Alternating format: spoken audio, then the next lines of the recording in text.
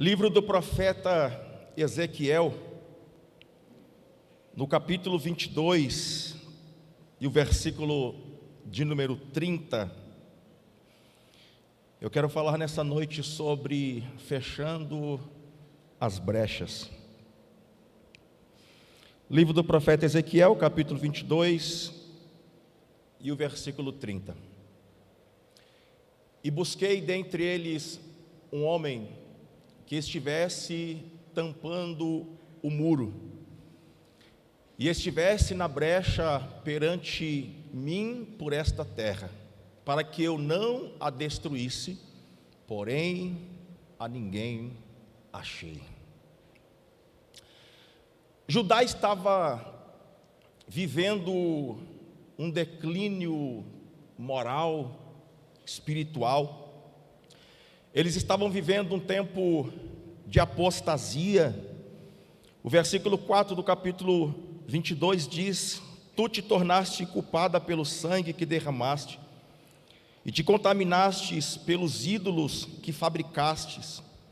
Fizestes o teu dia aproximar-se, e o fim dos teus anos chegou. Por isto, eu te transformei em vergonha das nações, em motivo de zombaria de toda a terra. Obrigado, Dani. Eles estavam vivendo um tempo de apostasia, eles estavam vivendo um tempo de separação de Deus, eles estavam distante de Deus. Então, Deus chama o profeta Ezequiel e mostra para o profeta o pecado do povo. Deus mostra para o Ezequiel que o povo estava em pecado. Deus mostra para o Ezequiel que os líderes políticos estavam em pecado. Deus mostra para o Ezequiel que os líderes religiosos estavam em pecado. E por causa disto, a ira de Deus viria sobre aquele povo. Só que Deus é um Deus misericordioso. Por causa da misericórdia de Deus, Deus chama o profeta e diz: olha, eu estou procurando um homem, eu estou procurando uma pessoa, eu estou procurando alguém que se coloque na brecha. Eu estou procurando alguém que repare os muros.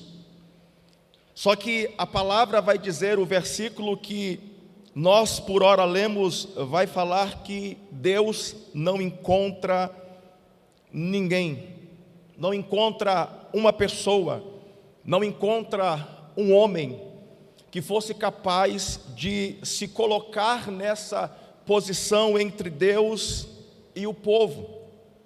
Deus usa a figura do muro para falar da situação que Judá estava vivendo, porque naqueles dias era muito comum uma cidade ela ser fortificada, ela ser murada. Então havia cidade que elas eram tão seguras, as muralhas elas eram tão fortificadas que uma carruagem era possível andar em cima dos muros. Na porta da entrada da cidade tinha guardas, e esses guardas faziam uma triagem, entravam quem eles queriam. Em cima dos muros tinham sentinelas, homens que estavam prontos, homens que estavam preparados para combater se viesse o inimigo. Dentro daqueles muros, os moradores eles se sentiam seguros, porque muro fala de limite, muros fala de segurança, muro fala de até onde nós podemos ir ou não. Porque quando não se tem os muros, qualquer um entra e sai na hora que quiser, na hora que bem entender. Então, dentro dos muros, os moradores de Judá, eles se sentem seguros, porque na mente deles, eles pensam: ninguém vai entrar aqui, ninguém vai acessar, porque lá na entrada tem guarda, nos muros tem guardas. Só que quando os inimigos, eles eram mais frágeis, eles não iam enfrentar o seu inimigo batendo de frente. Eles não iam contra o exército inimigo, porque o seu poder bélico era bem inferior. E você vai lembrar que quando Deus disse que iria entregar Jericó na mão de Israel, eles não foram combater de frente, porque o exército de Israel era inferior ao exército de Jericó. Então Deus ordena para eles que eles dessem um total de 13 voltas. E eu imagino aqueles soldados em cima das muralhas, olhando para o povo de Deus dando volta na cidade, pensando: esse povo é louco, como que eles vão nos vencer dando volta aqui, cantando, tocando trombeta? É impossível ele nos vencer, nós estamos seguros, os nossos muros, eles são fortes. E a palavra de Deus diz que no último dia, as muralhas vieram no chão, porque era o Senhor que estava na frente da batalha, era o Senhor que estava lutando pelo povo de Deus. Então, quando o exército inimigo, eles não conseguiam ir de frente, o que eles faziam? Eles ficavam procurando uma brecha, eles ficavam procurando uma fenda nos muros, para que eles pudessem entrar na cidade por aquela brecha, para que eles pudessem acessar a cidade por aquela fenda. E quando eles não encontravam nos muros uma fenda, eles trabalhavam para fazer uma fenda. Então eles ficavam ali insistindo, até que eles conseguissem abrir essa brecha no muro, para que eles pudessem entrar na cidade sem serem percebidos. O que Deus estava falando para Judá: Judá, o muro de vocês estão cheio de fendas. Judá, o muro de vocês estão cheios de brechas. Vocês se afastaram de mim, vocês se distanciaram de mim, os seus líderes religiosos se afastaram de mim. Olha o verso 23 do capítulo 22. Novamente, a palavra do Senhor veio a mim. Esse é o Ezequiel dizendo: filho do homem, diz a ela: tu és uma terra que não está purificada, nem foi regada com chuvas no dia da indignação. No meio dela há conspiração dos seus profetas, como o leão que ruge, que arrebata a presa. Eles devoram vidas humanas, tomam tesouros e coisas preciosas, e multiplicam o número de viúvas em seu meio. Seus sacerdotes infringem a minha lei e profanam minhas coisas santas. Não fazem diferença entre o santo e o profano, nem ensinam a discernir entre o impuro e o puro. Escondem os seus olhos dos meus sábados, e assim sou profanado no meio delas. Seus chefes são como lobos que arrebatam sua presa no meio da terra, derramando sangue e destruindo vidas para ter lucros desonestos. Por causa disso, Deus chama o profeta e diz para Ezequiel que a ira dele vai ser derramada sobre aquele povo que se distanciou dele. Gente, assim como naqueles dias, os inimigos de Judá, eles ficavam dando volta nos muros, eles ficavam procurando uma brecha, eles ficavam procurando uma oportunidade para entrar. Nos nossos dias não é diferente. O inimigo da nossa alma, ele fica procurando uma brecha, ele fica procurando uma oportunidade para poder acessar a nossa vida. O que é brecha? Brecha, trazendo e aplicando nos nossos dias. Uma brecha pode ser uma falta de perdão. Brecha pode ser um desvio de caráter. A brecha pode ser um vício.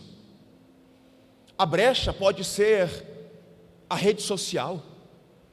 A brecha pode ser uma amizade. Agora, a pergunta é: o que acontece quando o enfraquecimento e a invasão se dá na nossa vida? Nós já sabemos que o nosso inimigo, ele vai ficar procurando uma brecha. Nós já sabemos que o nosso inimigo, ele vai tentar o tempo inteiro encontrar uma oportunidade para tentar acessar a nossa vida. O que acontece quando o enfraquecimento e a invasão se dá na nossa vida? Ou seja, em outras palavras, quando é que o inimigo tem êxito? Quando é que o inimigo tem sucesso? Número 1, o inimigo tem sucesso quando os muros da oração, eles são derrubados. Abra comigo 1 de Pedro, capítulo 5, e o verso de número 8.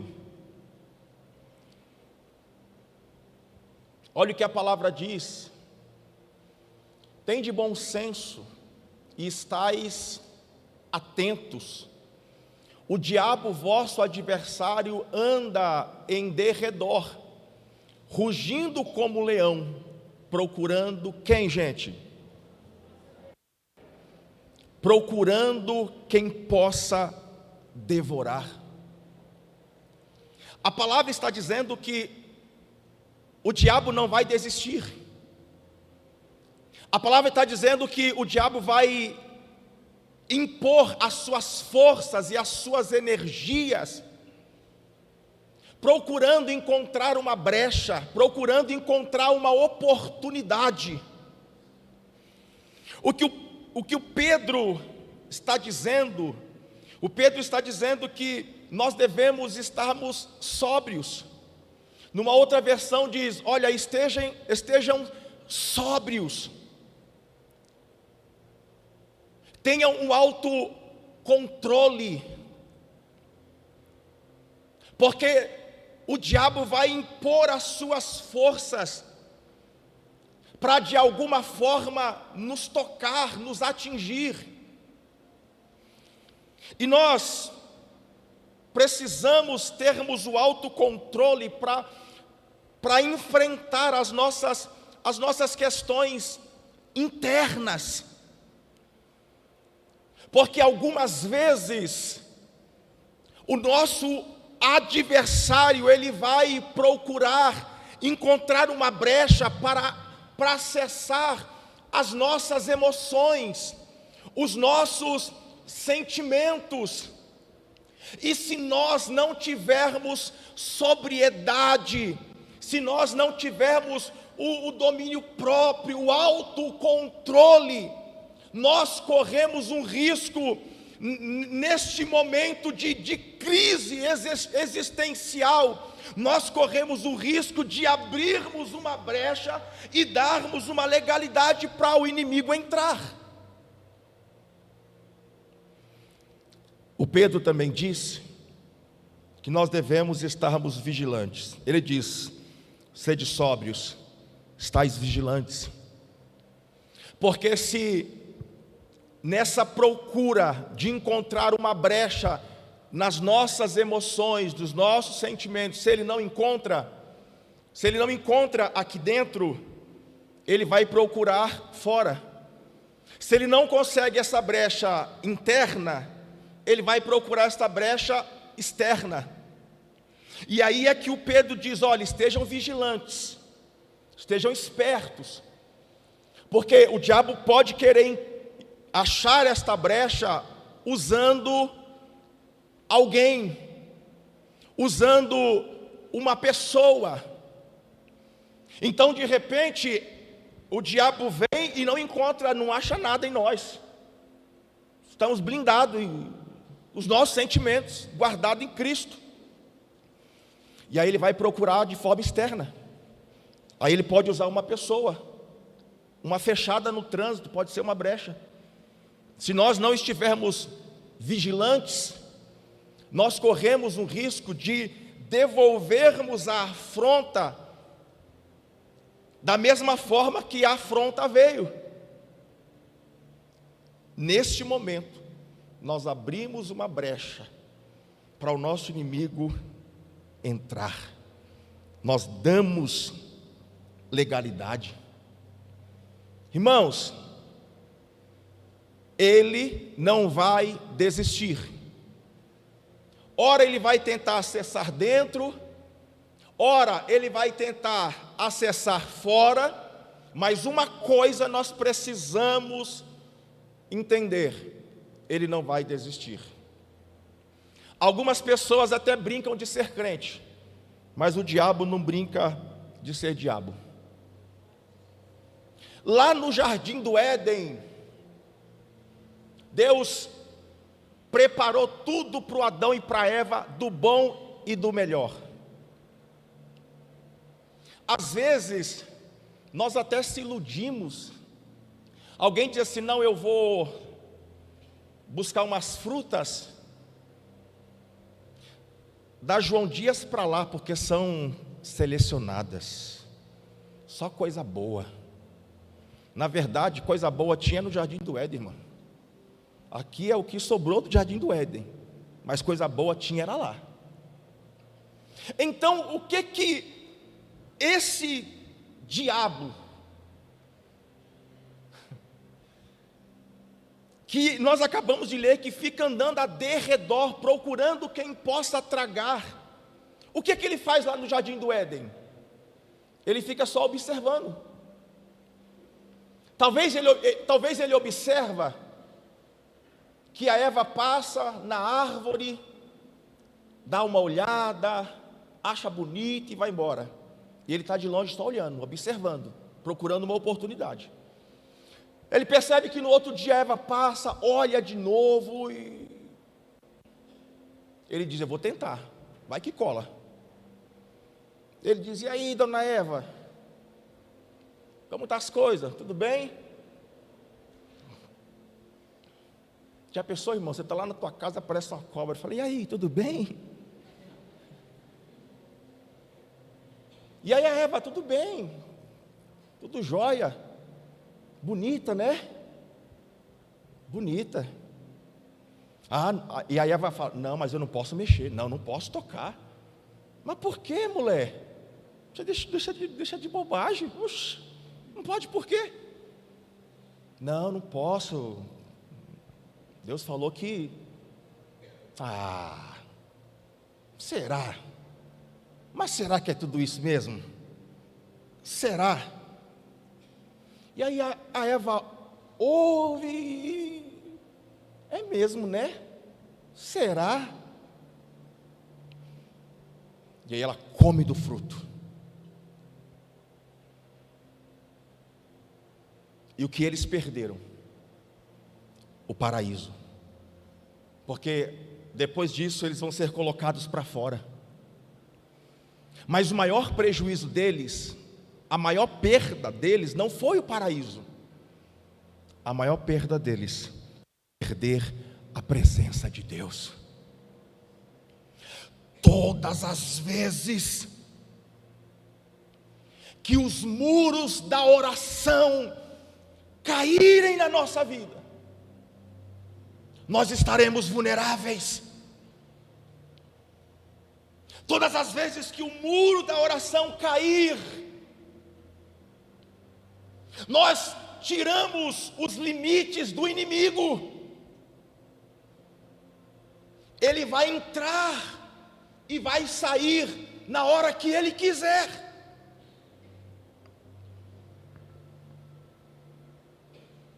Quantas pessoas deixaram de orar? Alacala séria. Quantas pessoas fizeram da oração um meio de conseguir alguma coisa de Deus? Porque nós só vamos para o lugar da oração quando nós estamos precisando de algo. Eu vou orar porque eu preciso de uma bênção. Eu vou orar porque eu preciso de um milagre. O muro da oração, ele é sustentado pelo relacionamento. Eu não vou orar só porque eu estou precisando de alguma coisa. Eu não vou orar só porque eu quero uma cura, eu quero um emprego melhor. Eu vou para a presença de Deus, porque eu tenho relacionamento com Deus. E todas as vezes que o nosso inimigo quiser acessar este lugar, ele não pode, porque ele é barrado pelo muro da oração. Todas as vezes que ele quiser tocar a nossa casa, a nossa família, ele não pode, porque nós levantamos um muro de oração. Oh glória. Número 2. Oh glória. Louvado seja o teu nome, Jesus. Número 2. Quando é que o nosso inimigo tem êxito em acessar este lugar? Número 1, quando os muros da oração são derrubados. Número 2, quando o muro da obediência, ele é derrubado. Porque todas as vezes que o muro da obediência for quebrado, nós estamos dando legalidade. Ele só age por legalidade. Abra comigo 2 Samuel, capítulo 11, verso 1 e 2.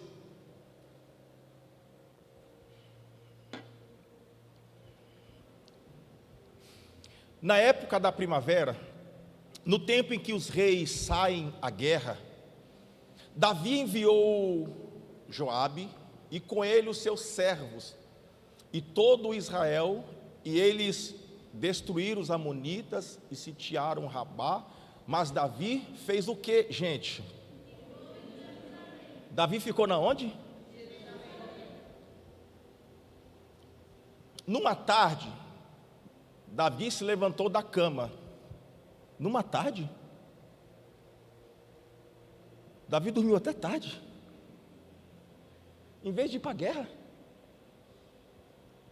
Numa tarde, se levantou e foi passear no terraço do palácio real. Do terraço, ele viu uma mulher que tomava banho, e ela era muito bonita. Davi perguntou: quem era aquela mulher? Disseram-lhe: é Batseba, filha de Eliã, mulher de Urias o Heteu. Era todos os reis, quando os seus súditos e os seus servos saíam em batalha, todo rei precisava estar na batalha, todos. Só que nesse dia o Davi não foi.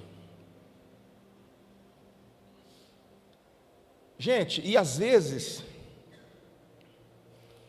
nós derrubamos o muro da obediência e nós achamos que é uma coisinha pequena. Ah, isso não tem nada a ver. Ah, só isso, isso é um pecadinho, isso não tem nada a ver. Só que estas coisas pequenas, elas trazem consequências enormes. Talvez Davi não foi para a guerra, talvez Davi pensou: hoje eu vou ficar em casa, hoje eu estou cansado, eu sou o rei mesmo, não vou para a guerra não, vou ficar em casa, vou dormir até um pouco mais tarde. E talvez na mente dele isso não tem nada a ver, e não ir para a guerra um dia, já fui em tantas guerras, eu já matei tanta gente, não, hoje eu vou ficar em casa, não tem nada a ver. Só que para Davi era uma coisinha pequena, só que isso vai trazer uma consequência enorme. Porque nós acabamos de ler, Davi está andando lá no terraço, acordou tarde, está de preguiça, talvez estava lá de shortão, andando no terraço, e de repente Davi olha e vê Batseba tomando banho. Davi poderia olhar e falar: misericórdia, vou correndo para a batalha, vou para a batalha. Nesse momento Davi estaria fazendo o quê? Fechando uma brecha. Só que o Davi vai lá, olha, está amarrado, o sangue de Jesus tem poder. Davi poderia dar uma ordem: soldados, descem lá, fala para aquela mulher ir tomar banho em qualquer lugar, mas não aqui. Davi estaria fechando a brecha. Davi poderia ter fugido, trancado as portas, fechado a janela, colocado cortina e tudo, e falar: daqui eu não saio, daqui ninguém me tira. Davi estaria fechando a brecha. Só que o Davi começa a flertar com a tentação. Davi vai lá e olha, aí volta, vai lá e dá mais uma olhadinha de novo, e está flertando com a tentação. Todas as vezes que Davi vai dar uma olhadinha, a brecha está aumentando, está crescendo. E a palavra vai dizer que a brecha estava escancarada, e o Davi manda buscar Batseba para sua casa. Sabe o que é que eu aprendo? Que com a tentação não se brinca. Sabe o que eu aprendo?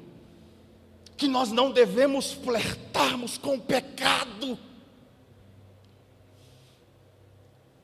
Se você se sente tentado acessando a rede social, pelo amor de Deus, cancela, bloqueia, exclui. Talvez você se sente tentado em passar pela rua de baixo. Quando você passa pela rua de baixo, aquela rua te remete ao teu passado, e você ali, você fica Pelo amor de Deus, vai pela rua de cima.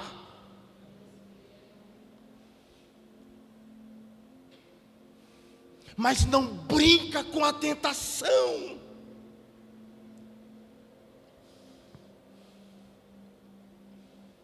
O pastor Gabriel, ministrando hoje de manhã, ele disse que às vezes as pessoas elas estão preocupadas com a amizade.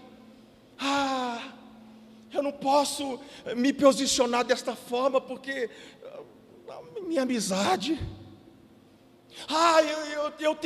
Eu tenho que ceder a esta tentação. Eu preciso abrir essa brecha porque eu estou junto com ela, né? Irmão, se esse tipo de amizade faz com que brechas são abertas na nossa vida,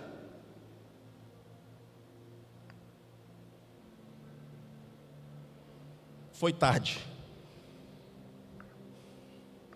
Mas nós não devemos flertarmos com o pecado, não devemos brincarmos com a tentação. Orabandaracalasaio, rabandocomanaraséria. Talvez você conheça meia dúzia de homem de Deus, meia dúzia de mulher de Deus, pessoas que Deus usava, pessoas que eram referência, pessoas que aquilo que Deus falava na boca dela acontecia. Mas ela começou a brincar com a tentação, começou a flertar com o pecado, dizendo: não, eu sou grandão, eu não caio nesse pecado, eu não faço isso. Mas nós precisamos ouvir o apóstolo Paulo dizendo: aquele que está em pé, cuide para não cair. Davi pecou e o seu pecado trouxe consequências terríveis para a sua família: perdas, roubo, assassinato e a perda do filho que ele teve com Batseba. Só que o Davi, em um momento de lucidez, Davi percebe que ele abriu brechas. Davi percebe a gravidade do seu pecado. Só que o problema do Davi é que o Davi quer fechar as brechas de maneira errada. Davi quer fechar as brechas de forma paliativa. Davi quer fechar as brechas de forma superficial. Davi quer colocar um pano quente por cima. Davi quer esconder a sua miséria, o seu pecado, debaixo do tapete. O que é que o Davi faz? Davi manda buscar Urias, lá na guerra. Quando Urias chega, Davi diz para Urias: Urias, vai para casa, Urias. Tu está tão cansado da guerra, vai para casa, vai descansar. Vai aproveitar com a tua esposa. O homem era tão leal a Davi, que Urias diz para o Davi: meu senhor, como que eu posso ir para casa? Os meus companheiros estão lá na guerra, lutando a sua guerra. Como eu posso ir para casa? Vou não. Davi pensa: e agora? O que eu vou fazer? Como é que eu vou esconder o meu pecado? Davi chama Urias: Urias, vem cá, senta aqui na minha mesa, vamos tomar um negócio aqui. Urias fica embriagado. De repente um soldado corre para o Davi e diz: Davi, Urias não foi embora não. Urias está deitado lá na porta do palácio e diz que não vai para casa. O que o Davi faz? Davi faz uma carta para o Joabe, diz que é para colocar Urias na linha de frente da batalha. Coloca Urias na linha de frente da batalha. Davi escreve uma carta coloca na mão do Urias. Sabe o que Davi estava fazendo? Davi estava escrevendo o atestado de óbito do Urias e falando: Urias, agora leva o seu atestado de óbito para o Joabe. Davi quer reparar o seu erro de forma errada. Urias morre na batalha. Só que Deus, gente, esse Deus é tão Deus que Ele não é homem não. Esse Deus é tão Deus que Ele não é homem não. Porque se Ele fosse igual a gente, irmão, Davi se arrepende. Davi olha para dentro dele e pensa: o que eu fiz? Davi se arrepende. Davi reconhece as suas falhas, Davi reconhece o seu erro. Deus perdoa o Davi, fecha esta brecha que o Davi tinha aberto e restaura a sua vida. Gente,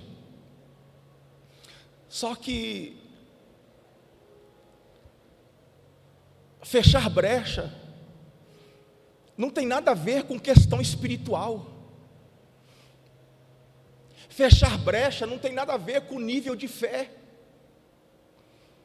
Todos nós que estamos nesse auditório, você que está em casa, nós precisamos fechar as brechas. Não importa o seu nível de fé, não importa o seu grau de relacionamento com Deus, todos nós precisamos fechar as brechas. Porque quando nós olhamos para esse homem tinha experiência com Deus. No Salmos 23 ele diz: ainda que eu andasse pelo vale da sombra da morte, eu não vou temer mal algum, porque eu sei que Ele está comigo. Sabe o que Davi está escrevendo? Sabe o que ele está dizendo? Ainda que eu ande por um vale perigoso, eu não vou temer, porque eu sei que eu não estou sozinho. Ele sempre está comigo, eu não vou temer. Davi tinha experiência com Deus. Davi não pecou porque Davi deixou de amar a Deus.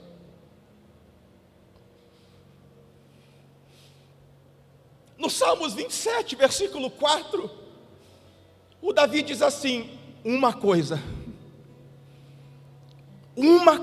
Davi está dizendo: eu tenho prioridade, é uma coisa eu vou pedir ao Senhor e eu vou buscar. Eu quero estar na casa do Senhor todos os dias da minha vida. Sabe o que Davi está dizendo? Senhor, eu amo a sua presença. Senhor, eu amo estar com o Senhor.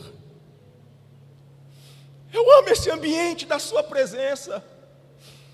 Davi não estava dizendo assim: Senhor, eu vou romper com as pessoas, eu vou romper com todo mundo. Não. Davi estava dizendo: Senhor, eu amo tanto a sua presença, que no lugar que eu chegar, eu vou criar um ambiente para que a sua presença se manifeste. Davi não pecou porque ele deixou de amar a Deus. Davi continuava amando a Deus.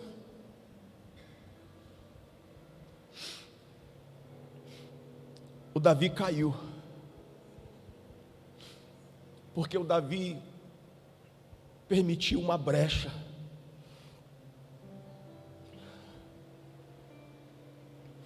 Nós amamos a Deus,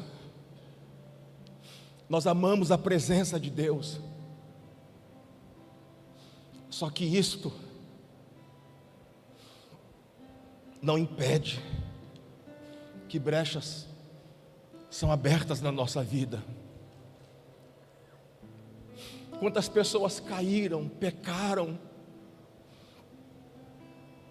E eram pessoas que amavam a Deus e amavam a sua presença.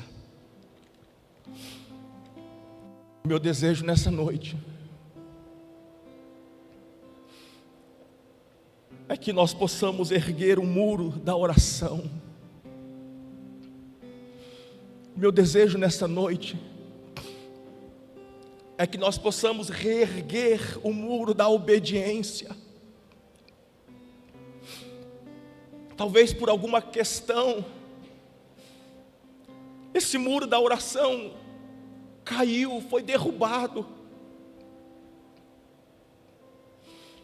Talvez por algumas questões esse muro da obediência caiu. Talvez nós estamos todos os dias tentando levantar um muro da autossuficiência. E nós estamos percebendo que quanto mais nós trabalhamos nesse muro, mais esse muro rompe, mais as coisas dão errado. Quanto mais nós tentamos fazer do nosso próprio jeito, não dá certo, não flui, não vai para frente. O único muro que deve cair nesta noite é o muro da autossuficiência.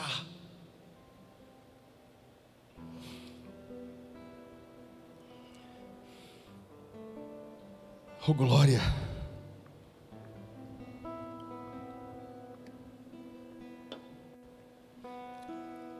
A pergunta é: como fechar as brechas? Como construir um ambiente seguro? Como levantar muros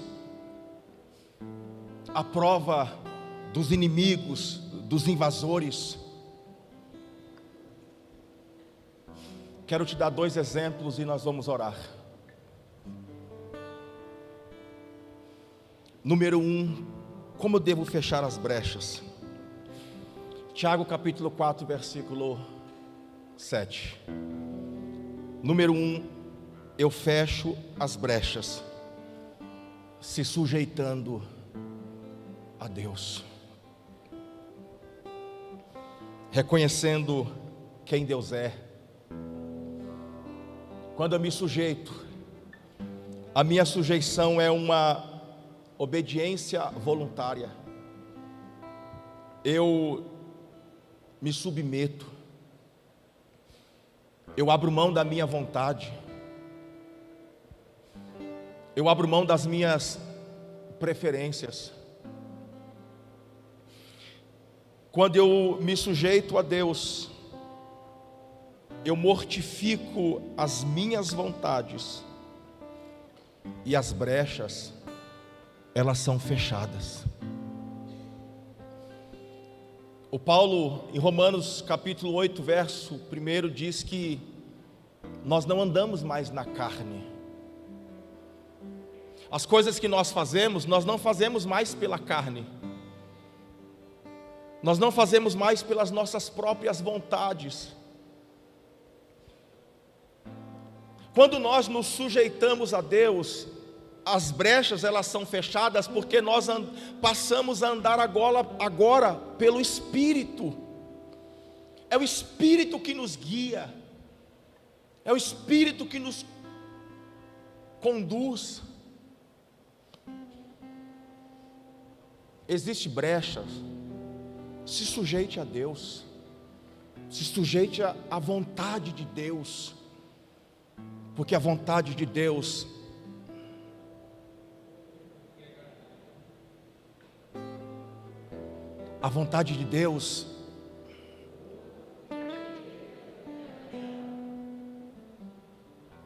só as irmãs, porque a vontade de Deus é,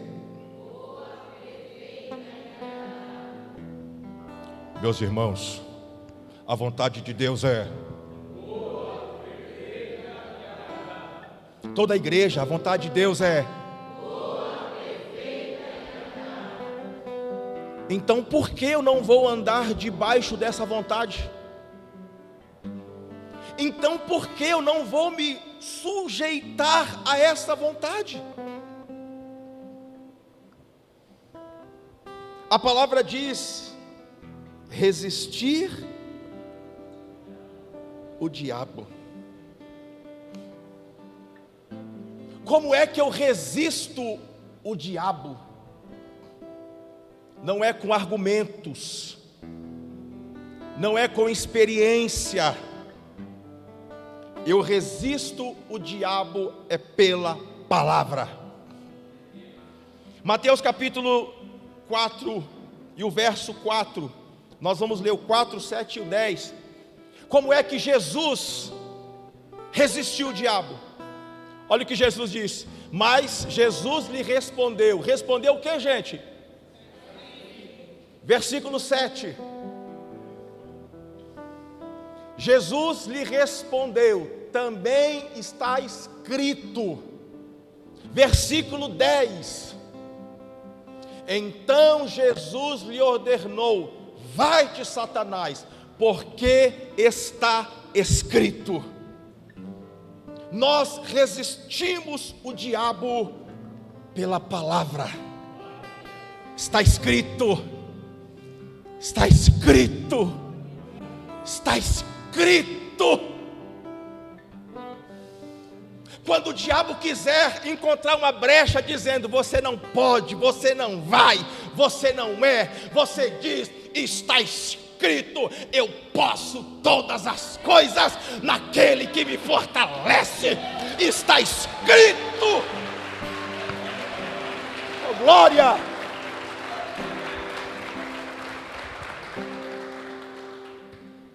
Número 2. Como é que eu fecho as brechas? Crucificando a minha carne. Mateus capítulo 16, verso 16 e 24, e nós já estamos caminhando para o final. Mateus capítulo 16 e o verso 24, você pode ler? 1, 2, 3.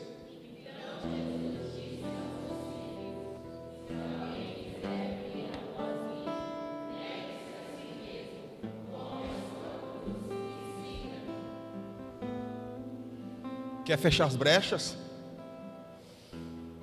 Negue-se a si mesmo. Tome a sua cruz e segue. Jesus disse: se alguém quiser vir após mim, negue-se a si mesmo. Porque todas as vezes que a minha carne fica toda saliente para pecar, pecado, né? Às vezes a carne fica toda saliente, toda vão pecar. Quando eu renuncio a mim mesmo, as brechas se fecham. O Paulo falando Romanos no capítulo 7, Paulo diz que existe uma luta constante do espírito. Vocês não entendem negócio de carne, né? Todo mundo só anda no espírito, vai entender negócio de carne, né, irmãos? A gente só anda no espírito, vai entender negócio de carne. A palavra diz que existe uma luta todos os dias entre o espírito e a carne. Sabe quem é que vence essa batalha? Quem melhor estiver alimentado. Como é que eu alimento a minha carne todo dia? E eu vou querer que o meu espírito dê uma palavra para a minha carne: carne, sossega. Talvez as coisas que nós estamos vivendo, passando, será que não é porque nós estamos alimentando mais a nossa carne do que o nosso espírito? Será que as brechas que estão sendo abertas, será que não é uma indisposição de nós sacrificarmos a nossa carne e alimentarmos o nosso espírito? Algumas pessoas, elas têm um discurso pronto. Elas falam assim: ô pastor, sabe como é, né? A carne é fraca. Você sabe como é que é? A carne é fraca, né, Cicinho? Pastor, ora aqui para mim. Ora para mim. Nós até oramos.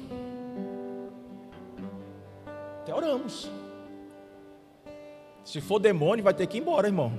Vai ter que sair na hora. Só que a disposição de matar a carne é minha. Sou eu. Eu preciso fazer isto. Talvez você me ouve pregar nessa noite. Enquanto eu falava, talvez você fez uma reflexão da sua vida. Talvez você está dizendo assim: ô pastor, na minha vida está tudo bem. Eu fiz aqui uma autoanálise, está tudo tranquilo na minha vida. Estou bem, estou legal.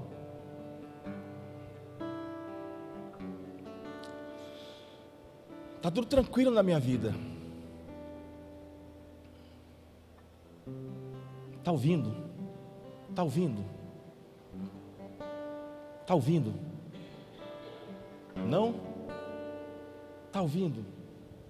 Ouve. Está ouvindo? Aí atrás está ouvindo?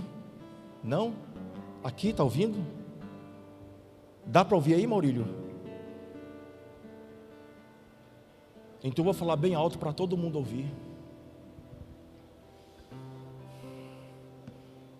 Busquei entre eles um homem,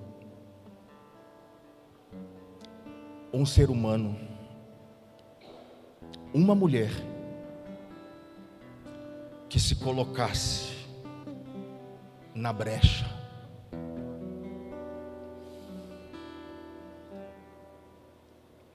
e levantasse o muro, se pusesse na brecha diante de mim, por esta terra, para que eu a não destruísse. Mas ninguém eu achei. Deus continua buscando intercessores. Deus continua buscando intercessores para se colocar na brecha pela sua família. Ministério de Louvor, por favor. Para se colocar na brecha pelo nosso bairro, para se colocar na brecha pela nossa nação. Você pode se colocar de pé?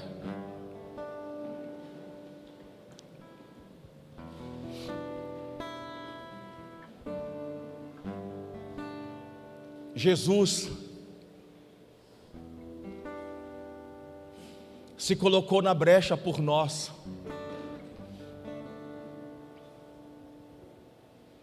O pecado trouxe condenação, o pecado trouxe morte.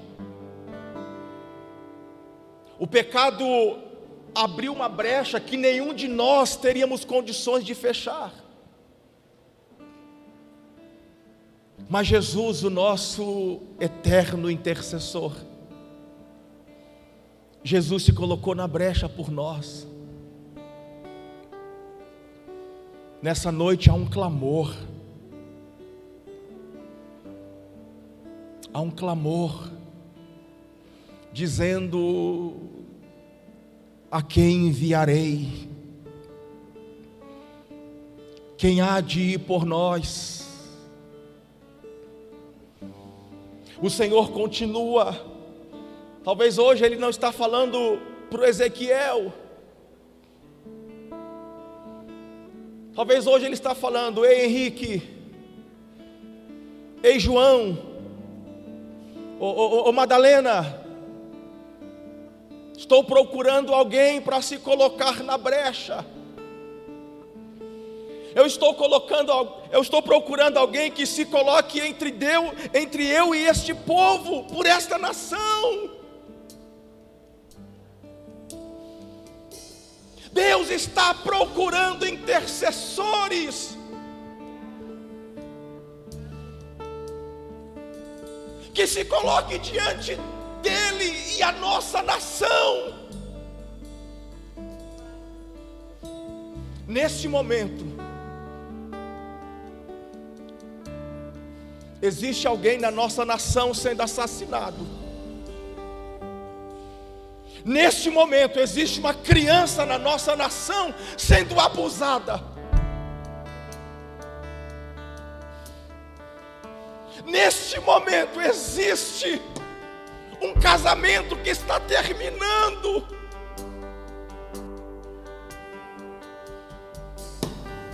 Procuro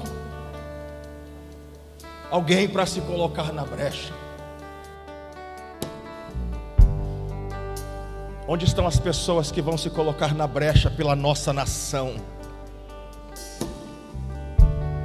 O Brasil é uma bênção.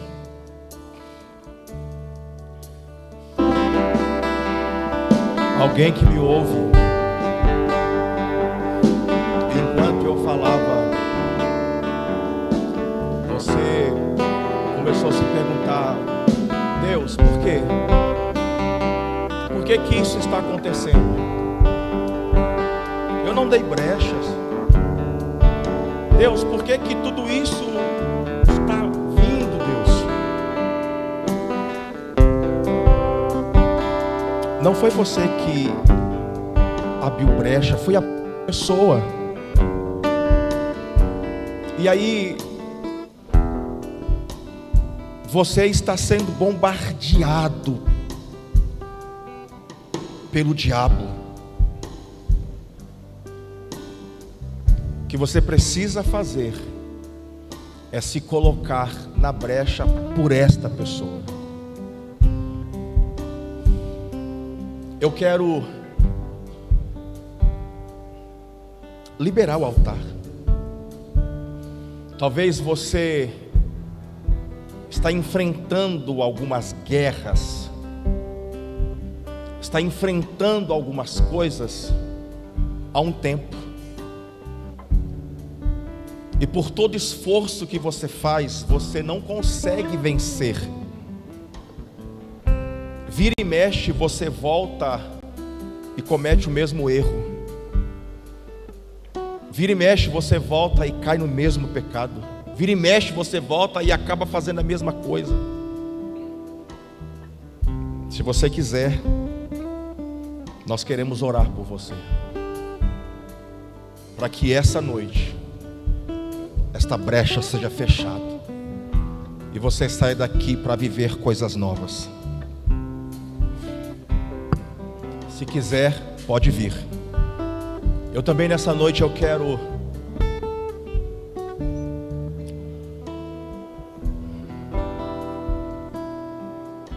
perguntar a você que está aqui ou que está nos acompanhando pela internet, que ainda não entregou a sua vida para Jesus e que gostaria nessa noite de entregar a sua vida para Jesus. Dê um sinalzinho com a tua mão e nós vamos orar por você. Se você nos acompanha pela internet, coloca aí nos comentários: eu quero entregar a minha vida para Jesus, eu quero fechar essas brechas na minha vida. Alguém da nossa equipe vai entrar em contato com você e nós vamos orar por você. Eu quero estender esse convite. Talvez em algum momento você já entregou a sua vida para Jesus e hoje você se encontra distante, mas que você gostaria de reatar com Jesus nessa noite. Dê um sinal com a tua mão e nós também queremos orar por você. Enquanto nós estamos adorando, se você é uma dessas pessoas, o altar está liberado para você. glória.